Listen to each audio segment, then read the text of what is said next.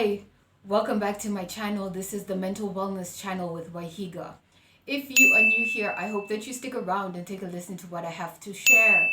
Today, I'm going to be reading from the Daily Reflections, and that is a tool that we use in the program of recovery.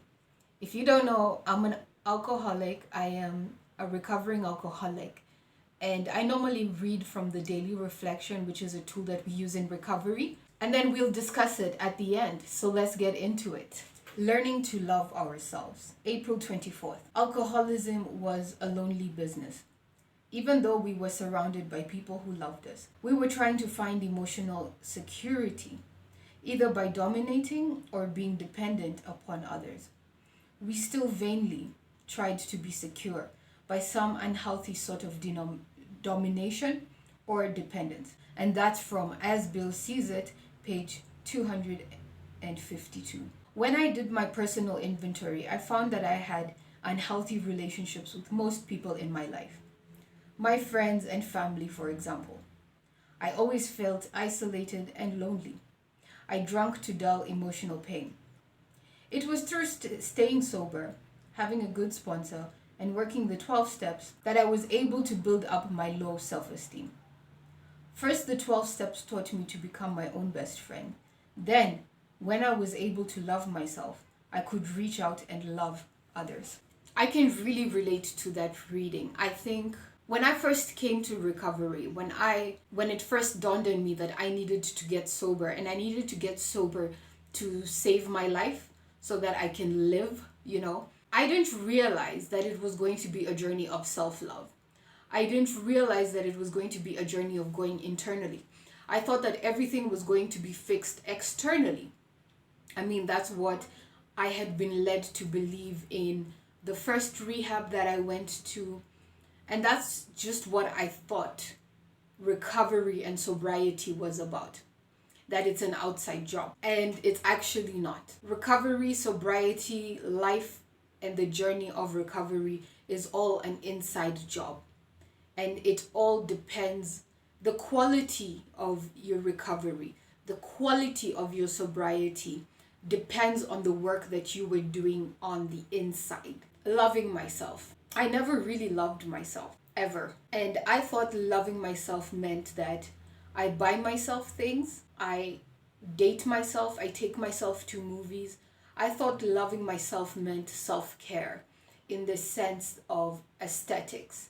So I will work out to look good, to look attractive. That's self-love. Not because working out makes me feel good and it keeps me healthy and it keeps my hormones and my mental health in check. No. I would work out for the wrong reasons, because aesthetically I want to look really good. I would go on extreme diets because I was being teased in school for being the fat girl. And so my relationship with food at a young age, at the teenage age, was very complicated. I was vegetarian for about 4 years when I was 15 to about 19 years old. I really restricted myself, and this had to go somewhere. Looking back, this had to go somewhere. I was very, very hard on myself. And I think I'm still hard on myself today, but at least I have the awareness and I have the tools as to how to deal with it. I think I also dealt with myself in a very superficial way. I'm a very deep person. I like to go in depth. I like to dig into problems. I like to go to the meat of the problem. I like to sit down and introspect. But when it came to my own problems, I didn't know how to look inwards. It was just too painful.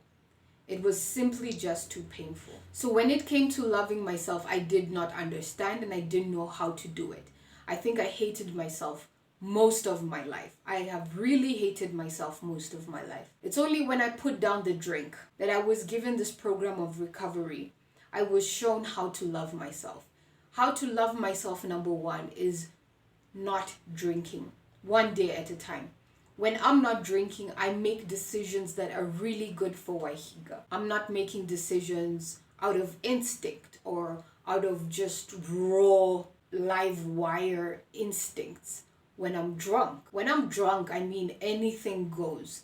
I'm in an animalistic, just completely out of my mind state. I can't even say that is Waihiga at some point. But when I'm sober and I've given myself the chance to breathe in and breathe out, and I have given myself the chance to begin to process emotions, to begin to process reality, and to begin to accept life on life's terms, I am able to make much better decisions. I am able to dictate who I want to be with or who I don't want to be with. I am able to dictate where I would like to live or where I wouldn't want to live, how I would like to live, what I would like to wear.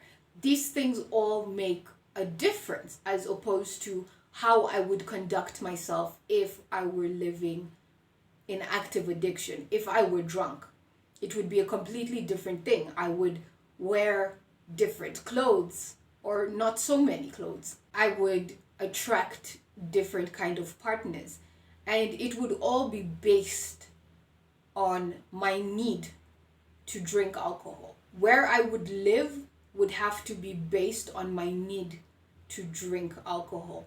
Everything would be, the motivation would be to drink. So these aren't even real needs, real people, real, it's not a real personality that I'm really making out for myself, if that makes sense. All these things or people or places that I'm using are simply out of a necessity to drink. But when I'm sober, I'm able to have an authentic experience with my personality, being independent of alcohol and drugs, and being able to say, oh, sober Waihiga likes to dress in this way. Sober Waihiga likes to dress a bit more conservatively. Sober Waihiga likes a classic look. Sober Waihiga likes this type of music. Sober Waihiga likes this type of partner. Sober Waihiga is going to wait until she meets this kind of partner. And A, B, C, D. Those are things I just couldn't decide when I was drinking. And I don't think any alcoholic or addict who is indulging in their drug of choice or their substance of choice, or I would say of no choice, because you really have no choice but to give in to your cravings. You don't have a choice, and you don't have a choice to love yourself in those years, those months, those moments that you're drinking or using. That's number one. That's what I understand out of the reading. The second thing is that I depended very much on people, places, and things. It's either I tried to dominate people or I depended entirely too much on people. And it was all in a way to kind of run away from responsibility or taking responsibility for my own life. So it's either I over-relied heavily on my parents financially, or even like the course of my life, big decisions that were supposed to be made in my life, because I didn't want the repercussion, or I didn't want to be left with the responsibility of this, you made the wrong decision yet again. And I think I've done that a lot in my life. And then I end up blaming the people who I have relinquished all my control to. Where I see I have gone wrong is that I completely have given up my control to the wrong people. And of course, if you give your control and if you submit your life over to the care of people, places, and things, it will destroy you and they will disappoint you, because people are people at the end of the day. Things are things at the end of the day, and places are places at the end of the day. They fall short of the glory of God. The only thing, the only person that can 1,000% legitimately be faithful to you is God. If you place your life and your will and your life honestly in the care of God's hands, something good will always come out of that. What I was doing wrong is placing my will, my thoughts, my wants onto people. People that I put on a pedestal, thinking that they have the power to change my life and the course of my life. And obviously they failed because they are just people. Also relying very heavily on boyfriends and being very willing to submit my life to a boyfriend or a man instead of wanting to do the hard work of taking responsibility for my life, taking responsibility for my actions, and standing behind them 100%, 10 toes down. So learning to love myself in recovery has meant a lot of things. It has meant staying single. It has meant learning to accept the single life. It has meant taking responsibility for my life. It has meant submitting the things that I can't control, the wants, the needs, the will, the worship to God instead of to man, instead of to parents, instead of to boyfriends. It's to rightly refocus that attention and to give it rightly so to God. It's to stay sober one day at a time. That is completely a gift from God. Sobriety is. And it's also a gift to self, that I'm giving myself a chance, a fighting chance to do this life over, to have a second chance, to do this life over and to do it well, to do this life well and with quality, with really good quality. That's what I got from today's reading. To you, what do you think that self-love means, especially in the context of recovery? What do you think self-love means in the context of sobriety? What do you think? Does it mean taking yourself to movies or shopping all the time? I mean, it could be that. Or does it mean doing the inner work for yourself? I would really be interested to know. Let me know in the comment section down below.